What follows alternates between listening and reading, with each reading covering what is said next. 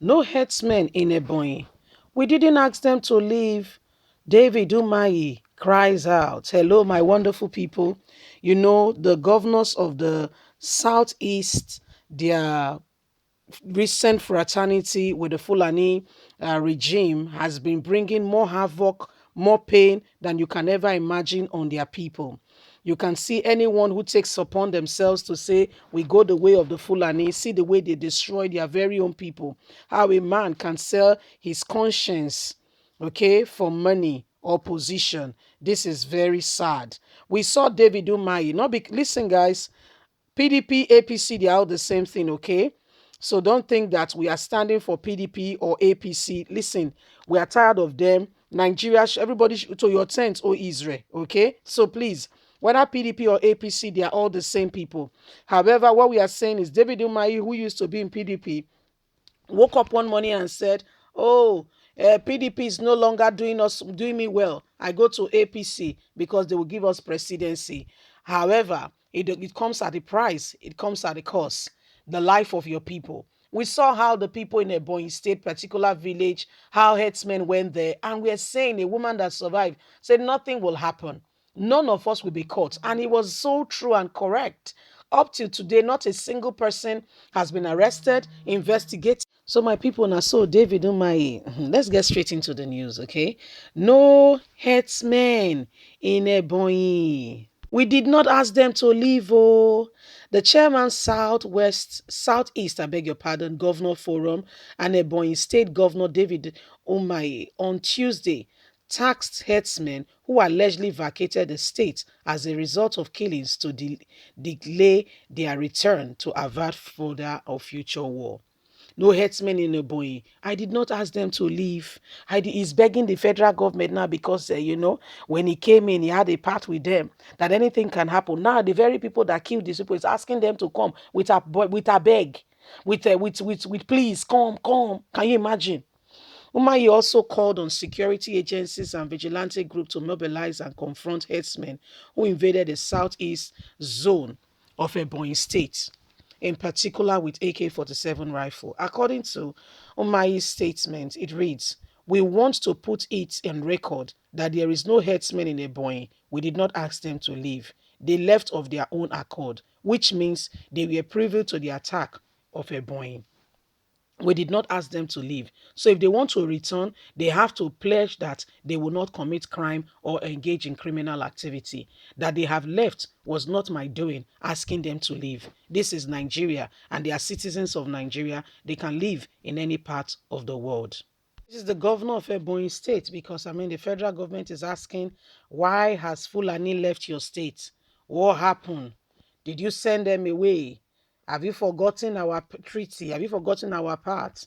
Have you forgotten the decision we made together when you came to join us? We promised that we're going to make you vice president. This is me just, analyzing. We promised that we're going to make you the vice president because that was what he saw. That was what, he agreed upon. Those were the decision made. Those were the agreements. Because when he came on air, he said he's leaving PDP because PDP had had Southeast for a long time, and guess what? They did not do anything about the people. So, they did not give their people president or vice president, and as a result of that, he's leaving PDP. And when he left PDP for APC, look at what has been happening to his people. Look at what has been happening to his people. Let's be very honest with ourselves. What is wrong with some of our leaders? On a more serious note, what is wrong? How come you cannot really protect your people with all the resources at your disposal? How come you prefer to, be beaten around the bush and tell lies in broad daylight? Your people are seeing that what you're saying is wrong. You are still hiding and pretending like what you're saying is right. And you know yourself that what you're saying is a lie. You see, he's explaining to Buhari that I did not send them. Oh, they left because of their own. Oh, it was their own decision, and we did not send them away. Do you need to really start explaining all that? What happened? The life of people that has been taken away. Is it not enough? Is it not enough answer to the question? Do you need to really go and be explaining to anybody in Ekiti? the Oba was kidnapped. Do you know that we did not hear from Garuba Shehu? The same Fulani herdsman, the Oba was kidnapped. Nobody has heard from Garuba Shehu. A message to the family or to say what happened. We have sent the army to go and comb the forest. Do you know they don't go after Fulani herdsmen? No, they don't. They go after innocent IPOBs who are crying and asking that the country be divided because things are not working. These are the people they go after. They don't go after those who are destroying the nation. They don't go after them. They don't go after those who are killing people. No, they don't. As a matter of fact, they went ahead brilliantly and they created a system called the Repentant Boko Haram or whatever. Have you not heard that Minister of Communication and Digital Economy? You've not heard that the nations of the world are watching his actions, whether he likes it or not. All his phone conversation are being taped. As a matter of fact, there is already a spyware that as soon as his name goes on Pantami, it flags off whatever way, if he likes, he should use somebody else's phone. His conversations are being taped, being listened to know what his plans are. The money is wiring. He's being watched, whether he likes it or not.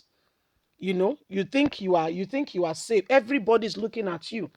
This is exactly what is happening right now as we speak. This is exactly what is going on. You see, in Nigeria today, the governments are the problem because we have no government. Okay? So when you have people who are not leaders, there's no bone of leadership in them. This is what happened. Download. When you have people who are not leaders, no bone of leadership in them, this is what happened.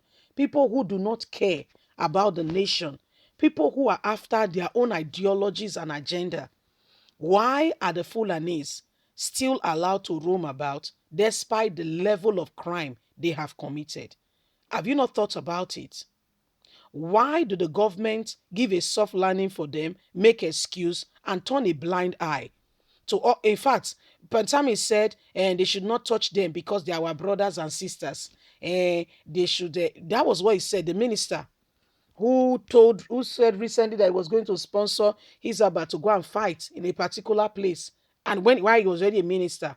And now the genuine call from Nigerians to ask him to resign is being tagged now a fight of the South against the North.